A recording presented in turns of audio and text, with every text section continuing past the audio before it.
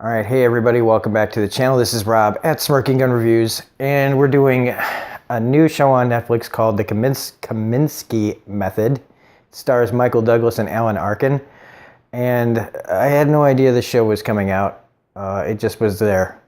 So I guess, way to go on paying attention to current events as far as entertainment goes. I did not know what to make of this when I looked at it. I was just like, I'm still not used to how many really good actors are showing up on TV shows, like Julia Roberts on Homecoming. HBO had the market pretty much, of getting good people on, hour-long dramas or comedies. And so now with streaming services and everybody competing, and products getting, shows getting better and better production value and bigger budgets and things like that, it's just still a little hard to get used to. So, the Kominsky Method, Michael Douglas, Alan Arkin. On paper, I thought, all right, I can't wait to see this because I love Michael Douglas and I love Alan Arkin. On my channel, I've done essential film series I have on here where I reviewed like 3 Michael Douglas movies. I really like him a lot. And so I was ready to go into this without any hesitation. And so just fair warning here, if you're new to this channel, I tell you exactly how I feel. These are my pretty blunt, honest opinions on things. And so if you get pissed about what I'm about to say, I'm very sorry. So before I watched this, I found out that this was made by Chuck Lorre. I don't like things that Chuck Lorre does. I'm not a fan. I don't like Young Sheldon. I don't like The Big Bang. I hate The Big Bang Theory. 2.5 Men. It should be called 2.5 Jokes, because I hate that show. I mean, I'm sorry, just personal opinion, personal taste. Chuck Lorre does not do it for me. Dharma and Greg, even going back that far, had a shelf life. And he's done Roseanne way back in the day, and look, I love Roseanne, but not every episode was a home run, and I don't know.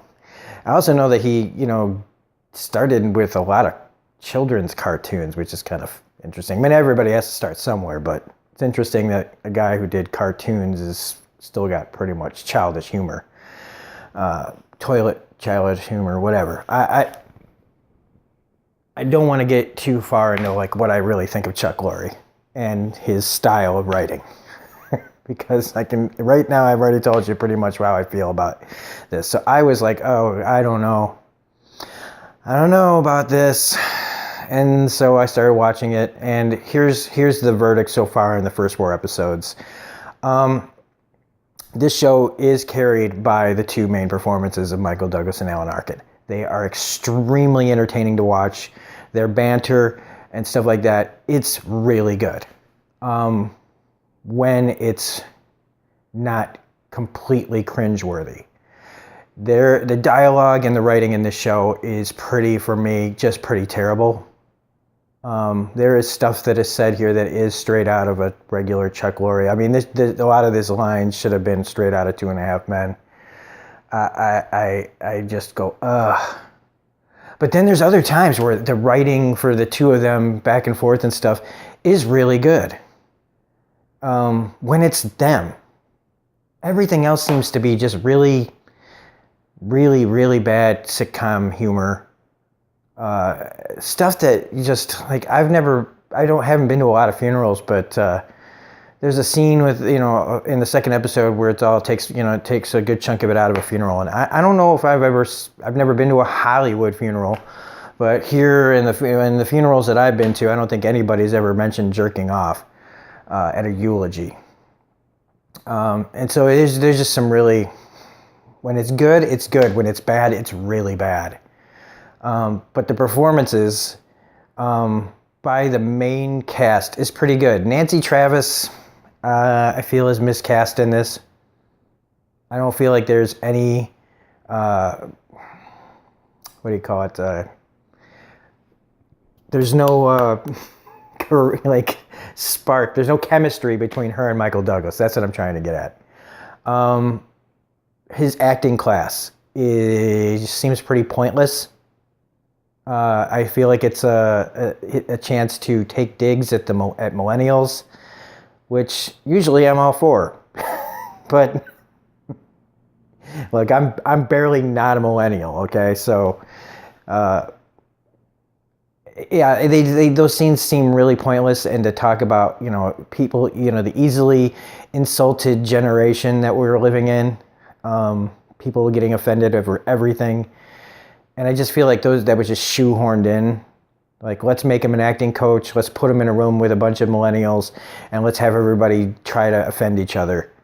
None of the acting in those scenes are actually very good. Michael Douglas's lines are he's doing a good job with those scenes, but they're all the writing of it seems very preachy at times. Which, whatever. This is a really mixed bag for me. I'll be really enjoying it, and then I'll be really hating it.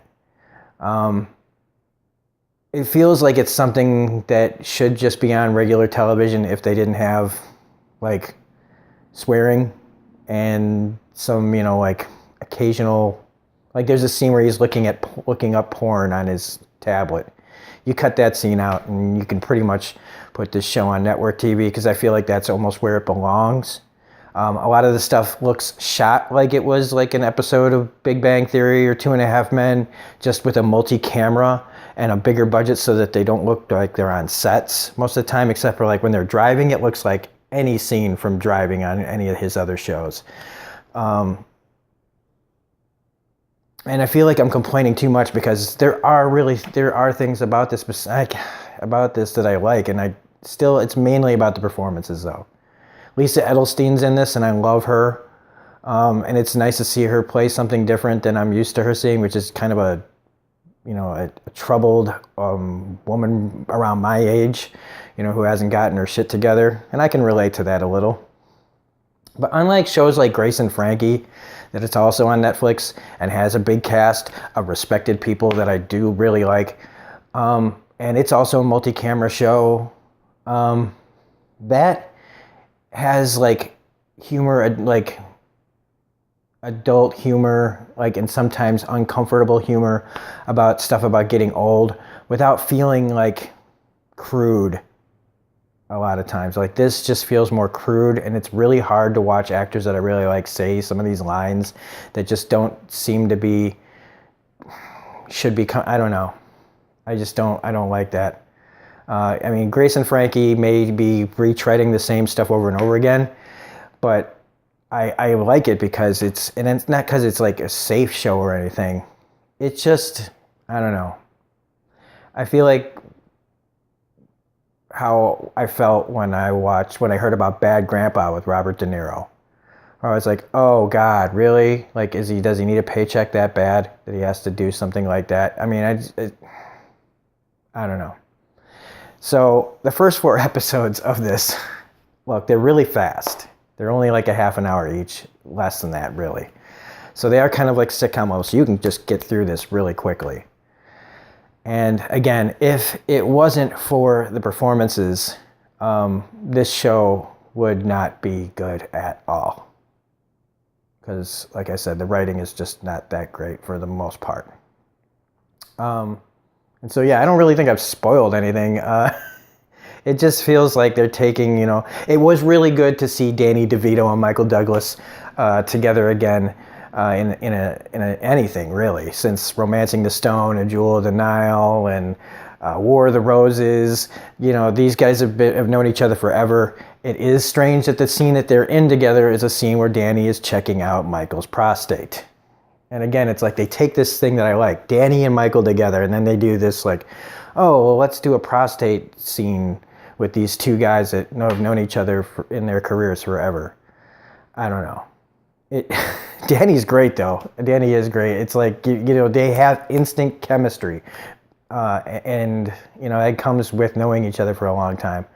And I've never really seen Alan Arkin and Michael Douglas in anything together, but their chemistry is absolutely great too, which is why it's so noticeable that he has none with Nancy Travis.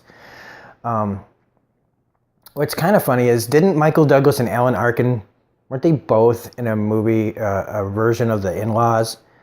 I can't remember if Alan Arkin was in the original opposite, I want to say the guy who played Columbo. And I think Michael Douglas was in a remake of The In-Laws with, wow,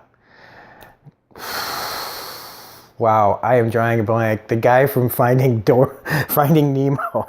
That's really terrible. I had his name there for just a second. I don't know, just a little detail there. I feel like I'm getting off the rails, though, because I'm trying to think of things to talk about this show that would make you want to watch it. But look, if you don't like Chuck Lorre, you're not going to be that much surprised at the content. If you like Michael Douglas and Alan Arkin, I do think it's worth checking out just for their performances alone. But like I said, there is some good deliveries in this, but for the most part, this just is kind of a unfortunate, forgettable thing. I'm gonna get through the rest of it, and then I'll maybe do a review for it and see how I feel by the end, if it's gotten any better as far as writing goes. Because I mean, as far as the story goes, it's fine. It's another show on Netflix where a couple of rich white people are in a show in their rich-ish, lives. So anyway, if you like this video, please hit the like button, comment, share, subscribe, all that jazz. Otherwise, we will see you on the next video. Have a great one. Bye.